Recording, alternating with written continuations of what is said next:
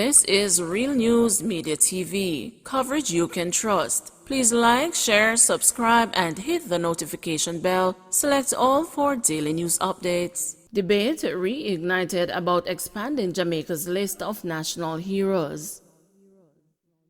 The declaration by Barbados of recording artist Rihanna as a national heroine has reignited debate about the narrow view some Jamaicans hold of who should be conferred with the honor of national hero. Dr. Sonja Stanley Nair, senior lecturer in cultural studies at the University of the West Indies, Mona, has applauded Barbados' move, adding that Rihanna is deserving of the honor. Most importantly, Dr. Stanley Nair said the honor is being bestowed while Rihanna is alive. Reward in their own home. And I'm just pleased that she has been given this honor before she passes.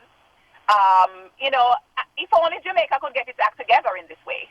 There are so many of our, cultural icons who have put Jamaica on the map. Put Jamaican language, Jamaican music on the map. And we have not in any way begun to think about how to honor those people.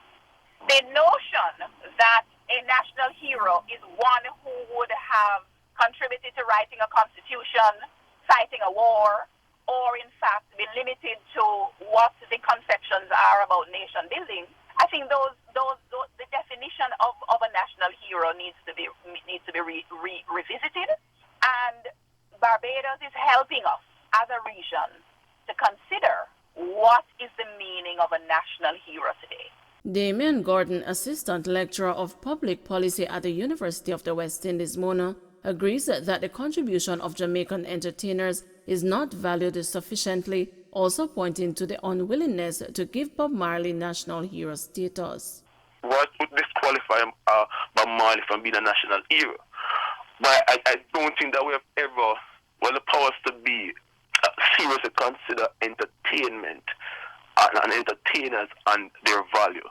We're still having these conversations about the contribution of music to violence and subversive behavior.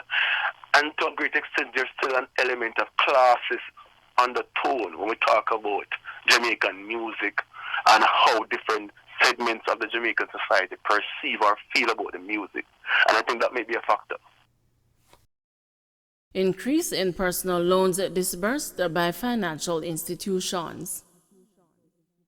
There was an increase in personal loans disbursed by financial institutions at the end of July. The Bank of Jamaica's latest macroprudential update shows that the loans, which consisted of consumer credit and mortgages, increased by 4.1% compared to the end of March. The BOJ says the increase was driven by a 5% growth in residential mortgage loans. This also reflected increases in the number and the value of loans.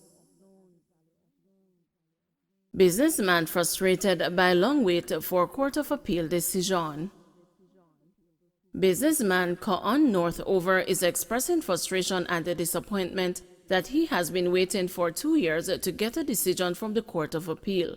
Northover says the case involves a lawyer who was disbarred by the Disciplinary Committee of the General Legal Counsel in 2018. He said the committee had ordered Minette Palmer Lawrence to pay him US $498,000 with interest at 2% from September 25, 2008. She was also ordered to pay $750,000 in legal costs to Northover. She has appealed the decision. The Court of Appeal heard legal arguments and in November 2019 reserved its decision.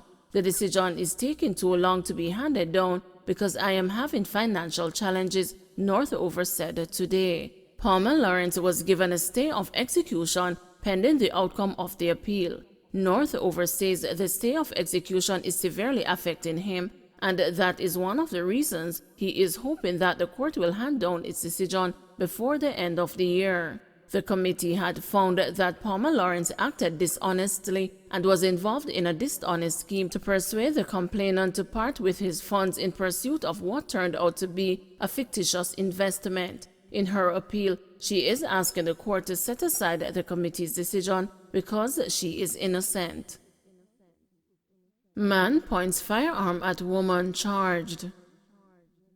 Police in Kingston have charged a man with illegal possession of firearm and ammunition after he allegedly pointed a gun at a woman on Saturday, November 6. Charged is Santino Thomas, a 31-year-old vendor of Hillcrest Avenue in Kingston 2. Reports are that about 12 p.m., the complainant was walking along Oliver Road in Rockford, Kingston 2, when she was approached by the accused and an argument ensued between them.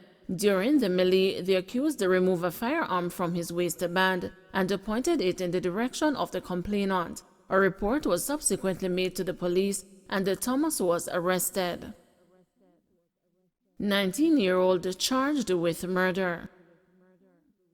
A 19-year-old steel worker, Dante Dunwell, has been slapped with multiple charges in connection to the murder of Kevin Livermore in Kingston. According to the police, Dunwell has been charged with murder, illegal possession of firearm, and illegal possession of ammunition. The police said that about 12:45 p.m., Livermore was standing at a bus stop at the intersection of Palm Lane and Olympic Way. Dunwell reportedly walked up and opened gunfire at him. Livermore fell to the ground and Dunwell escaped. The injured man was taken to the hospital where he was pronounced dead. Traffic changes for Shortwood Road.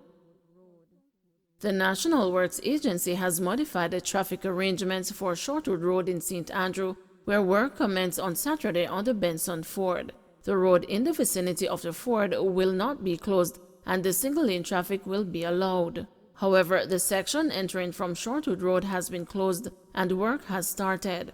NWA Communication Manager Stephen Shaw says delays are expected, so motorists should use alternative routes including Norbrook Road and Oliver Road. The Benson Ford project includes the construction of concrete pavements at both approaches. In the Wandon gang trial, police witness identifies 13 defendants he charged. The lead investigator in the Wandon gang case on Tuesday afternoon outlined in the Home Circuit Court the circumstances which led to some of the 33 defendants on trial being charged. The investigator, who has been on the stand since last Wednesday, identified the 13 defendants he charged. They were detained during a police military operation in St. Catherine on June 25, 2019. The court heard that the men were later charged in Kingston and St. Catherine. The witness said when he cautioned defendant Rivaldo Hilton, he replied, "I saw the badness go." He said another defendant, Jermaine Robinson, confirmed he was a Jamaica Defense Force soldier. The witness told the court that the other defendants remained silent when they were cautioned. Man's body found floating in Canal in St. Catherine. The police are probing the death of a man of Chinese descent in Amity Hall, St. Catherine. His body was seen floating in a canal on Monday. Residents called the police after making the discovery. It's reported that the body had chop wounds. Investigators believe the man was from Montego Bay, St. James. 27 more COVID-19 cases, one additional fatality. Jamaica has recorded one more COVID-19 fatality, increasing the tally to 2,392. The deceased are an 82-year-old woman from Manchester whose death was previously under investigation. Meanwhile, there were 27 new cases with ages ranging from 6 to 94 years, pushing the infection tally to 91,249. Of the new cases, 16 are women and 11 are men. The parish breakdown is as follows: St. James 8, St. Mary 7, St. Anne 5, Westmoreland 3, Trelawney 2, St. Catherine 1, Manchester 1, Clarendon, Kingston and St. Andrew, St. Elizabeth, Hanover, Portland and St. Thomas recorded no new cases. A total of 1,039 tests were conducted. The country's positivity rate stands at 3.3%. In the meantime, there were 103 more recoveries, increasing the total to 62,642.